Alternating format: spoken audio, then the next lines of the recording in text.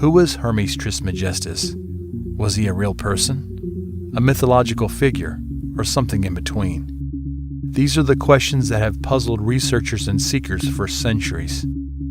Hermes Trismegistus is a figure who appeared in ancient Egypt and became a central figure in Hellenistic and Roman religion, philosophy, and mysticism. He was believed to be an Egyptian priest and sage enlightened in writing, magic, and wisdom, and his teachings are preserved texts that form the basis of various philosophical systems known as Hermeticism. But why does Hermes Trismegistus continue to be a figure of interest today? Some argue that it's because of his association with ancient wisdom and esoteric tradition. Others believe that his teachings contain hidden knowledge that could unlock the secrets of the universe. Whatever the reason, it cannot be denied that Hermes Trismegistus has captured the imagination of people from different cultures and historical periods. In this video, we will look at his life and teachings, as well as the controversies and mysteries surrounding his figure. We will delve into the historical background and evolution of Hermes Trismegistus, as well as the influence of the texts of the Corpus Hermeticum on Renaissance humanism, art, and science. We will also look at his various interpretations and reinterpretations of Hermes in modern times, from conspiracy theories to New Age spirituality. Historical context. To truly understand the enigmatic figure of Hermes Trismegistus, we must go back in time to ancient Egypt.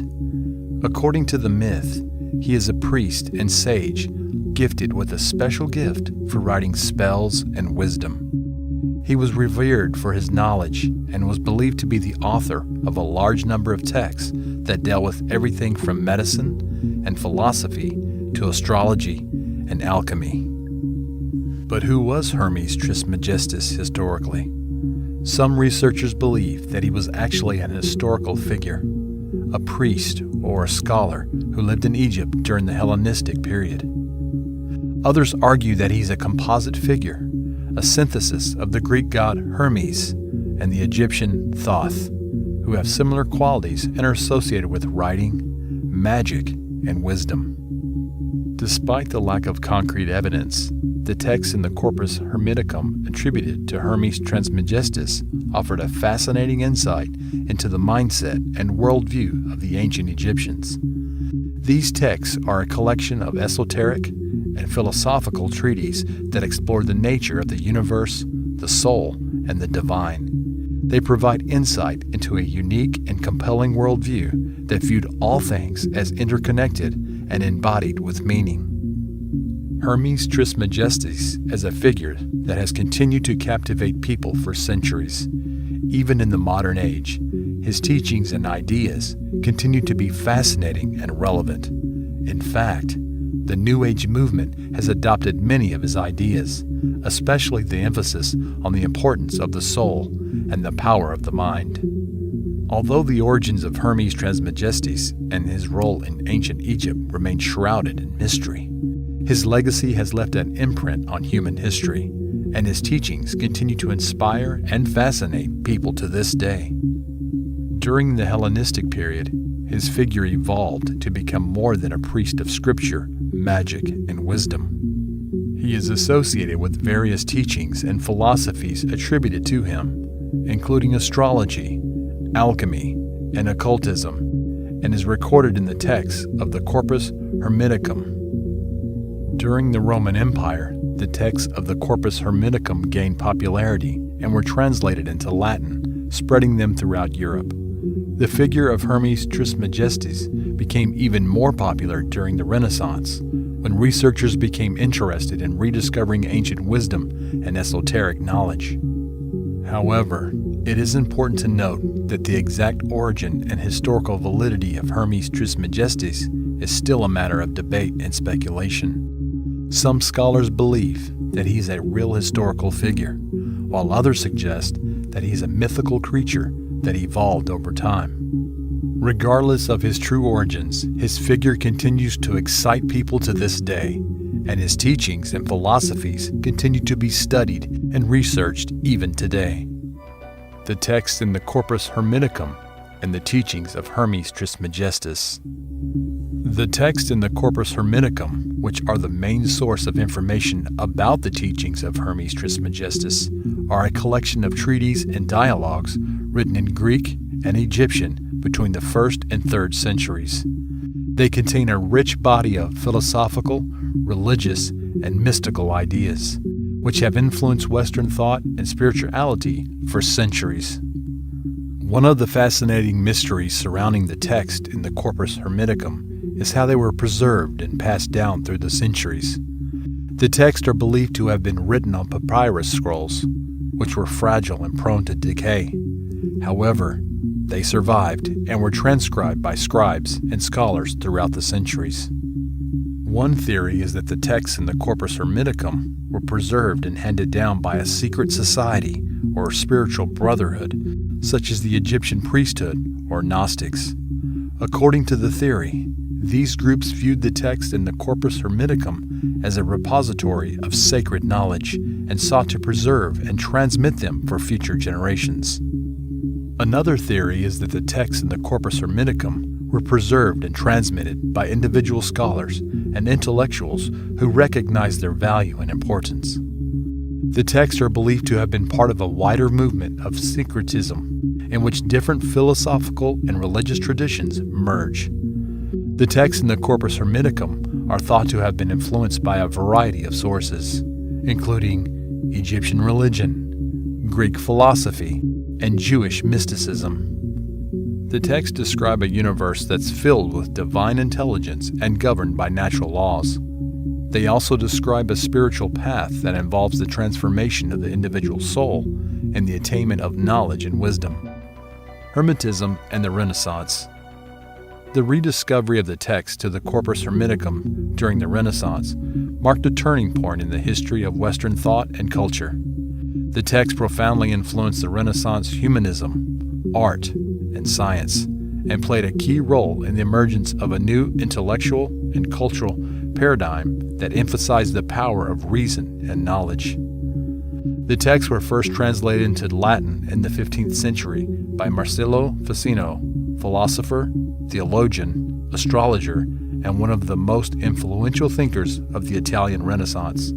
He was inspired by the ideas and teachings in the Corpus Hermeticum. Ficino's translations and commentaries on the text became a major source of inspiration for Renaissance humanists and helped shape their visions of the world and human nature. Renaissance artists such as Botticelli, Michelangelo, and Leonardo da Vinci were also deeply influenced by Hermetic philosophy, which emphasized the beauty and harmony of the natural world, as well as the divine nature of creativity and imagination. Hermetism also had a significant influence on Renaissance science, especially in the fields of astronomy and astrology. The Hermetic idea of the unity of the cosmos and the correspondence between the macroism and the microism inspired new approaches to the study of the natural world and the human body. The influence of the Corpus Hermeticum during the Renaissance was so profound that some scholars argued that the Hermetic tradition played a key role in the emergence of modern science, art, and culture. During the Renaissance, the figure of Hermes Trismegistus became a symbol of the rival of ancient wisdom and esoteric knowledge. The rediscovery of the text in the late Middle Ages and the translation of these works into Latin and other European languages were key factors in the revival of interest in Hermetism. The texts, which contain mystical and philosophical teachings attributed to Hermes Trismegistus, are seen as a valuable source of knowledge that can help bridge the gap between ancient and modern science. Renaissance scholars were particularly attracted to the Hermetic idea of the unity of all things, which offered a new perspective on the nature of reality and the relationship between the individual and the cosmos. Moreover, the Hermetic tradition is associated with the idea of the Prisca theology, or ancient theology, according to which there is a universal and imperishable wisdom that has been handed down by the first humans and is now being rediscovered. Hermes Trismegistus is considered one of the key figures in this ancient wisdom, and his teachings are a valuable source of spiritual and intellectual insight. However, the arrival of Hermetism during the Renaissance was not without controversy. Some scholars are critical of the texts in the Corpus Hermeticum, claiming that they are dubious origin and heavily influenced by Neoplatonic and other Hellenic philosophies. Others viewed Hermetism as a dangerous form of magic or superstition and accused it and its adherents of being heretics or even devil worshippers.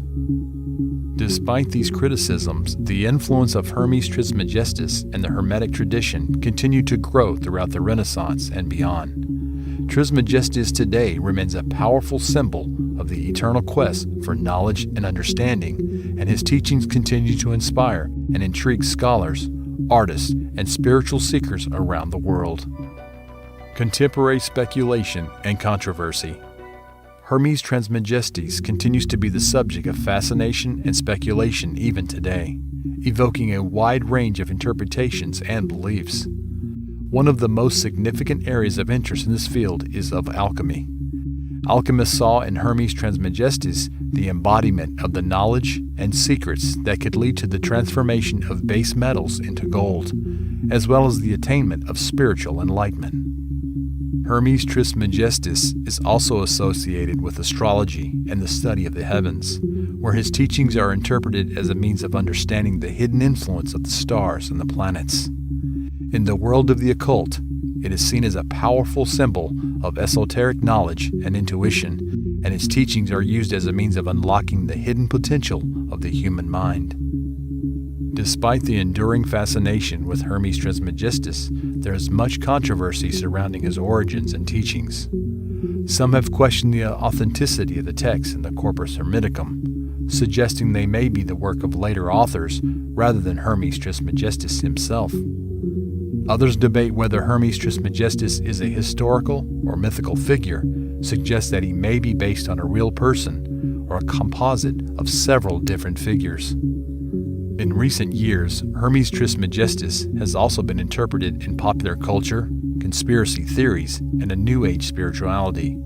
Some suggest that he may have been a member of a secret society, while others use his teachings as a means to promote their own spiritual beliefs and practices.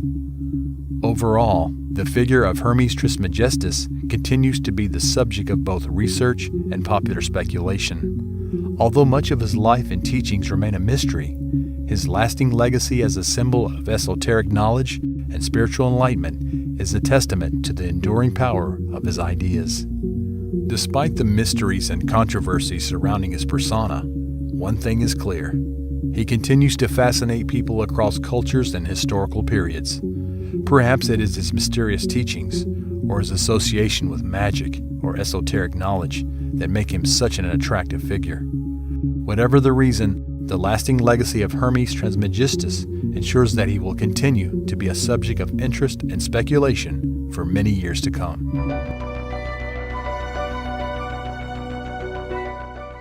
The Pyramid Complex of Giza is one of the most fascinating archaeological sites on Earth.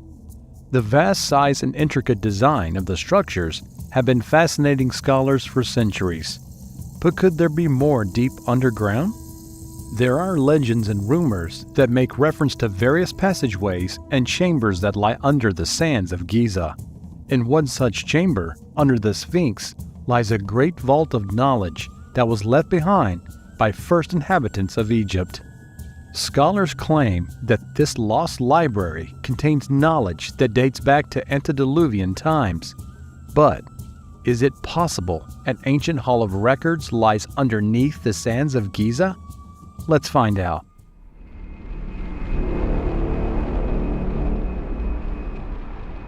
The legends surrounding the Hall of Records. The civilization that once existed in ancient Egypt has been dubbed one of the most advanced in history. From megalithic construction to their ability to precisely shape and carve some of the hardest stones on the planet.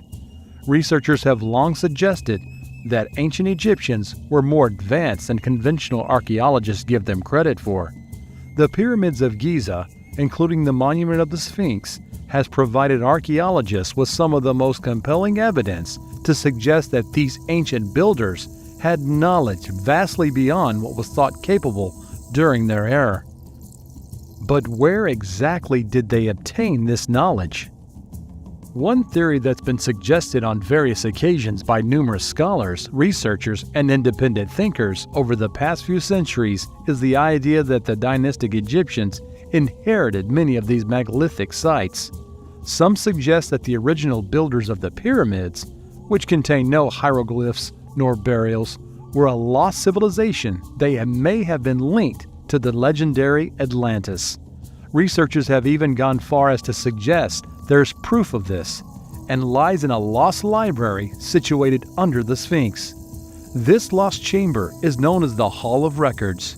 According to various legends, the great deity of Egypt, Thoth, god of writing, alchemy, and wisdom, was the first to report on a library of knowledge that lay beneath the sands at Giza. Here he kept the essential knowledge of many arts, including alchemy, astrology, mathematics, medicine, and magic.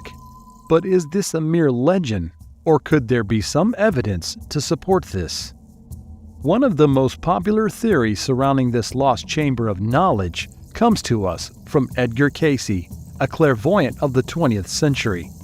Cayce supposedly went into a deep trance and claims to have seen a vision of this past in which refugees from Atlantis made their way to Egypt over 10,000 years ago. Here they built many megalithic structures and buried their ancient secrets in a hall of records under the Great Sphinx. Cayce went on to suggest that underneath the right paw of the Sphinx, there's a shaft that leads to a corridor, eventually bringing you to the chamber.